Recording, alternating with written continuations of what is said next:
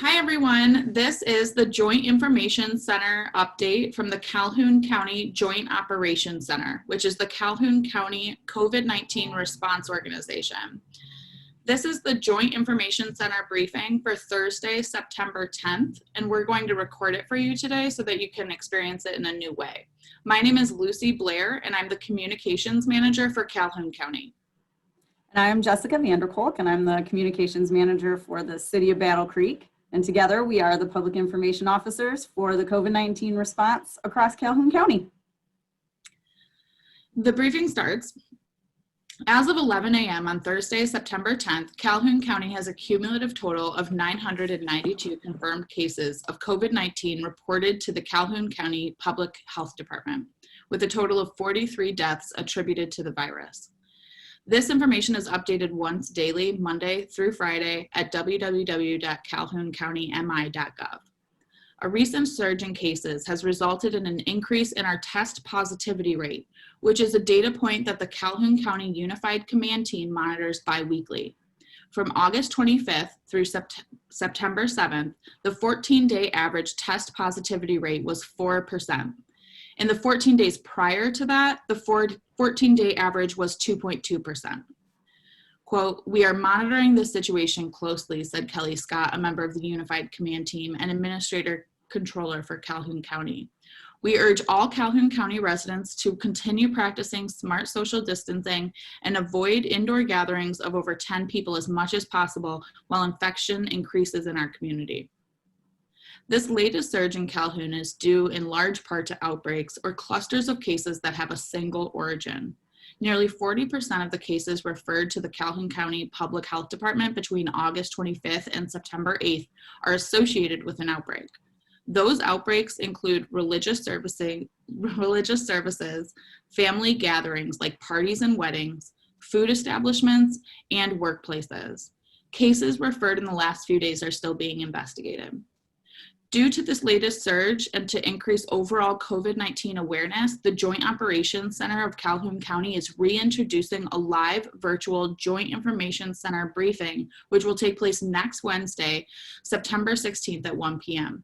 Media and local elected officials are invited to that briefing, and slides will be made available afterwards on the county's website as well as the City of Battle Creek's COVID-19 page. So the Public Health Department continues to work with our local school districts across the county, and they meet weekly with superintendents about their plans and to answer questions. The schools have good information about the pandemic right now, so families should feel comfortable reaching out to their schools about the latest information going into their learning plans. When a school community sees a positive case of COVID-19, the Public Health Department uses contact tracing to identify people close to that person to let them know that they may have been exposed. The Public Health Department wants to remind you that there is no such thing as zero risk. So it's not uncommon that we're going to see cases in the schools. But following the social distancing guidelines, mask wearing, and hand washing will help prevent the spread of the virus. So please continue to follow those. We also have an update from Springfield. Terry Blair, who's currently the City of Springfield's Director of Public Works, will serve as interim city manager starting at the close of business today, Friday, September 11th. Current city manager Kevin Catlin is moving on to a county administrator position in Boone County, Illinois. You can contact Blair at 269-441-9277 or via email at tblair@springfieldmich.com. So as students across the county are returning to school in whatever format that looks like, in person and virtually, this might add more stress to your family's day. So Summit Point, one of our local resources for mental health, has some tips for you to try and help with that. And one of those is mindfulness, which is a technique where we focus full attention on the present, experiencing thoughts, feelings, and sensations right in the moment, but not judging them. Children can benefit from learning about this and practicing it because it can help them build confidence, cope with stress, and tolerate uncomfortable or challenging moments. It can also increase their ability to focus and retain new information And there's a website where you can find some more information, www.mindful.org/mindfulness-for-kids. And one way to introduce mindfulness to your children is through informal practices that you can do together. And you can start with a simple kindness meditation that I'm going to read through for you. It's offering good wishes and compassion to others. To start out, find a comfortable sitting position. You can place your hand on your heart if you like, and close your eyes or look down to the floor. Think about someone who you respect and look up to and who really loves you back. Notice how you feel as you think about that person. Then make a kind wish and send it their way. What would make them happy? Next, think about someone else you love and care about, maybe a family member, a friend, or someone you work with, and send that person a kind wish for their day. Now think of a more neutral person or an acquaintance, maybe someone you don't know very well, like a parent you see sometimes in the school pickup line, maybe your mail carrier, or the person who makes coffee for you in the morning. Think about this person and imagine sending them a kind wish for their day. And finally, think about someone who has frustrated you lately, or perhaps you've had a difficult interaction with, and send this person a kind wish, something nice for their day or their life. And as you finish this practice, check in with your mind and your body and how you're feeling, and open your eyes, and you have finished a mindfulness practice.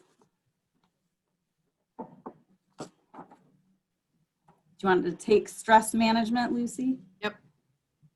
Stress management is another thing that we're looking at with Summit Point.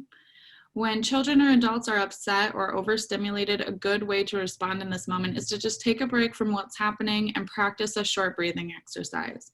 It also helps to practice these techniques when you're in a calm state, like before bed. That way they're better able to use these skills, anyone who does these exercises, when needed and during a difficult time. So there's two types of breathing exercises that we have here. 4 square breathing. This is a useful tool for older children especially. Breathe in for a count of 4. Hold the breath for a count of 4. Breathe out for a count of 4. And hold the breath for a count of 4. And then do this for several rounds and then return to regular breathing. And then there's teddy bear breath, which is a great variation of the belly breathing exercise for young children. Have them lie down with a teddy bear or a stuffed animal on their stomach, and then let them watch as it moves up and down while they breathe as if they're rocking into sleep. And this is a good way to kind of be mindful of your breathing. And one more thing that we all need to think about is self-care time. It is important to help our children plan fun and engaging and enjoyable activities during their day, especially if they're learning remotely. And remember that grown-ups can take this advice too. So these types of activities can be considered part of a self-care routine, and that's really important for healthy stress management. Activities could include going for a walk outside and practicing engaging all 5 senses, listening to music, having a dance party, playing board games or card games, drawing or doing other art activities, or having a snack. And a visual schedule can help your children learn when to expect the breaks, fun activities, snacks, lunchtime, and even work times. And that will help them make it through the academic demands of their day as they go through school. And we can talk about where to get all the information and updates.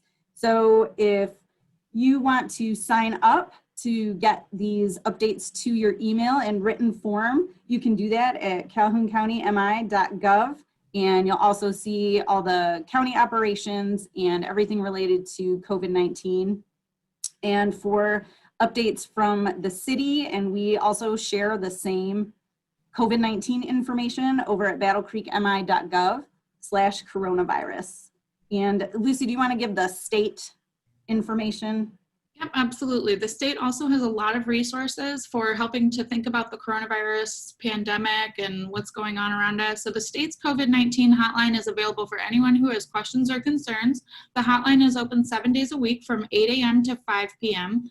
Call 1-888 535-6136. For state COVID-19 information online, visit michigan.gov/coronavirus. And that's it for us. And that's it for this Thursday, September 10th Joint Information Center. Let us know if you like receiving these in a video format, and maybe we'll do them again. And thank you for listening. Thanks, everyone. Have a good weekend.